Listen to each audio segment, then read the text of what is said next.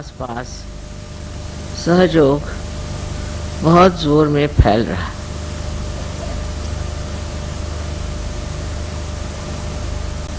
ये एक बड़ी आश्चर्य की बात है कि दिल्ली शहर राजधानी है और यहाँ अधिकतर लोग सत्ता लोलुप हैं। जो सत्ता पर हैं उनके आगे पीछे लोग दौड़ते हैं। लेकिन ये सब होते हुए भी अपनी आत्मशक्ति को खोजना, अपना आत्मबोध कराना और आत्म साक्षात्कार को प्राप्त होना, ये इच्छा रखना ही बहुत आश्चर्यजनक है। मुझे ऐसी उम्मीद नहीं थी, क्योंकि ये सूक्ष्म चीज है, अत्यंत सूक्ष्म है। ऊपरी तरह से हम हर चीज को बहुत मानते हैं। जैसे है, मैंने बहुत बार आपके सामने उदाहरण दिया कि एक सुंदर सा चित्र अगर आप देख रहे हैं और उस चित्र में बरसात हो रही है, बहुत सुंदर फूल हैं, पक्षी उड़ रहे हैं और आप चित्र को देख के बहुत खुश हो रहे हैं।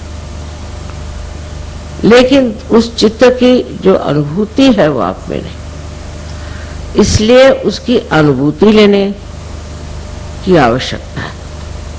और अनुभूति लेने के लिए एक बहुत सूक्ष्म विचार चाहिए। वो सूक्ष्म विचार आपके अंदर जागृत हो गया, यही कमाल है कि हमने अभी तक यथार्थ को पाया नहीं, हमने अभी तक असलियत को पाया नहीं। कोई न कोई ऐसी चीज है जिसके पीछे हम भागते हैं, उसमें सत्य नहीं है। और इस प्रकार मनुष्य कहां से कहां भटक जाता है। बाह्यता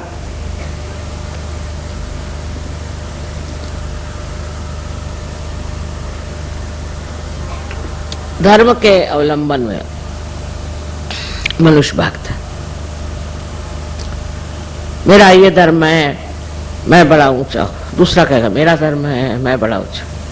तीसरा कहेगा मेरा ये धर्म है, मैं बड़ा ऊंचा। और बहुत से ऐसे भी हैं जो कहते हैं कि जो हमको मिलना है हम ही पालेंगे, हम क्यों सहयोग करें, हम खुद ही से पालेंगे।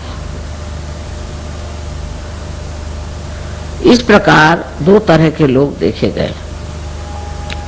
एक तो जो अपने अहंभाव में खो गए और दूसरे जो हैं वो शरणागत होकर गलत चीजों में घुस गए।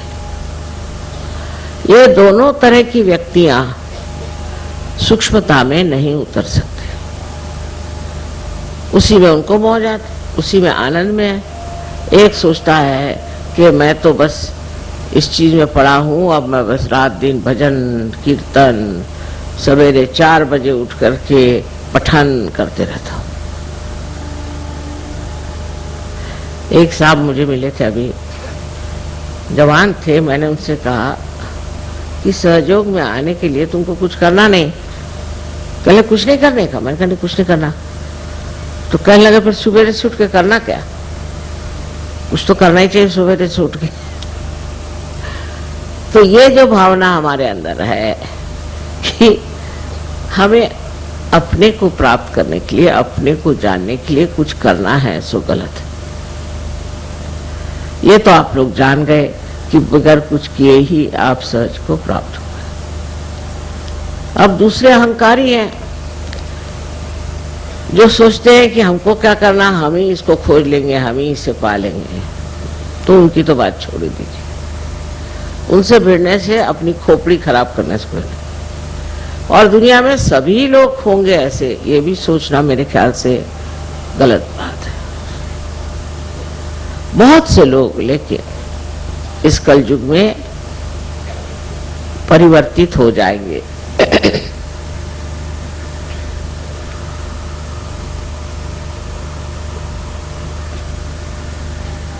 क्योंकि ये परिवर्तन का समय, इस समय में परिवर्तन होगा ही, आप चाहें या न चाहें। किंतु चाहने पे इस परिवर्तन की जो सूक्ष्मता है उससे आप पकड़ लेंगे।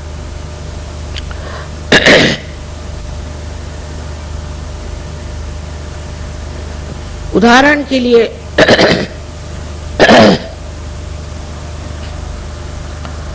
मैं कहूंगी कि रशिया देश, जो कि भगवान के बारे में कुछ नहीं जानता था, जिसने परमात्मा का नाम भी नहीं सुना था और ना उनको परमात्मा की बात करने की इजाजत थी, न ही कोई वो धर्म की बात जानते थे, और बड़ी ताड़ना में, बड़ी कठिन समस्याओं में वो बेचारे बंद थे, घुट रहे थे। उस घुटन में उनमें कौन सी ऐसी बात हो गई जो वो सहज में उतर गए? किस बात के कारण ये लोग एकदम से सहज में आ गए? वो बात है जिसे हम कहते हैं कि अपने को पहचानना। इसको अंग्रेजी में इंट्रोस्पेक्शन कहते हैं। हम अगर ये समझे बैठे कि हम परिपूर्ण हैं तो कार्य नहीं हो सकता। हमको ये देखना चाहिए कि हमारे अंदर कौन से दोष हैं, और सहयोगी होने के बाद भी ये देखना अत्यावश्यक है। सहयोग फैल रहा है, फैलती हुई चीज फट भी जाती है, और जो हमारे अंदर सूक्ष्म से सूक्ष्म ऐसे दोष हैं वो पकड़ लेते हैं। मैं इस बार आई तो सुना कि नोएडा के जो गाने वाले थे उनमें 2 भाग हो गए। फिर सुना कि ये नोएडा में भी 2 ग्रुप हो गए,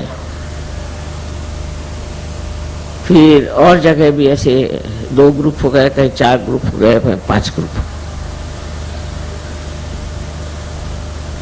ये बहुत खतरनाक चीज है। अब ग्रुप कैसे बनते हैं इसको बारीकी से देखना चाहिए। ईसा मसीह ने कहा था कि बिवेयर ऑफ मर्मरिंग सोल। कुछ लोगों की आदत होती है कि वो कुछ न कुछ किसी के दोष देकर बोलना शुरू कर देते कि उनका ऐसा है, उनका वैसा है। फिर 4 और इकट्ठे हो जाते हैं, फिर 10 और इकट्ठे हो जाते हैं। आप दूसरों का दोष देखने के लिए अगर आए हैं तो बेहतर है आप किसी न्यूज़पेपर में चले जाइए। यहां तो आप अपने को पूर्णतया एक आत्म साक्षात्कारी बनाने के लिए आए। तब अपने ही दोष देखना ठीक है, क्योंकि अपने दोष हम ही ठीक कर सकते हैं, दूसरे तो ठीक नहीं कर सकते। दूसरों के दोष देखने से हमारे दोष कैसे ठीक होंगे ये मेरी समझ में नहीं आता। इसलिए इस तरह की जो एक विशेष तरह की हस्ती होती जिसे मर्मरिंग सोल कहा गया, जो दूसरों के बारे में बताते रहते हैं। मेरे सामने भी चलता है, उन्होंने ऐसे किया, उन्होंने वैसे किया, उन्होंने, आपने क्या किया?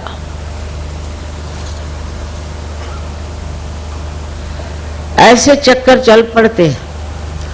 इसलिए जब सहयोग बढ़ता है तो उसके साथ ये भी देखना चाहिए कि वो तितर बितर न हो जाए, उसकी घनिष्ठता बढ़ती रहे। हमारे अंदर एक और बड़ी विशेषता है कि सहयोग का जो नाटक है उसमें लोग सोचते हैं कि लीडर माने हम लीडर हैं, वो लीडर है, वो लीडर। एक मजाक है। लीडर वीडर है क्या? कुछ नहीं। लेकिन उसके लिए लड़ाई झगड़ा। दिल्ली शहर में रहते हैं ना, तो यहाँ के लोगों को देख करके आपको भी यही सोचता है, ये सब नामधारी है, इसमें कोई खासियत नहीं। मेरे कान पर बहुत सी बातें आई जिससे बड़ा दुख हुआ कि ऐसे बेकार चीजों में लोग अपना समय बर्बाद कर रहे हैं। जिस तरह से रशिया में हुआ है वैसा होना शायद यहाँ संभव न हो, क्योंकि हम लोग अमन चैन से हैं, सब कुछ ठीक ठाक है, ऐसा कोई दबाव हमारे ऊपर नहीं।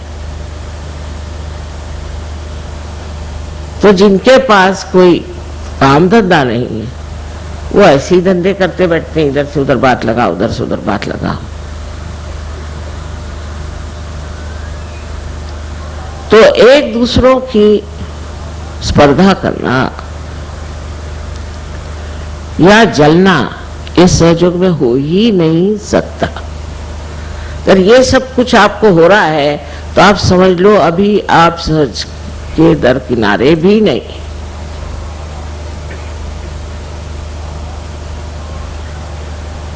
अपनी ओर नजर करके देखिए कि आप क्या क्या गंदगी इकट्ठी किए हुए हैं, जिनकी सफाई होना नितांत आवश्यक।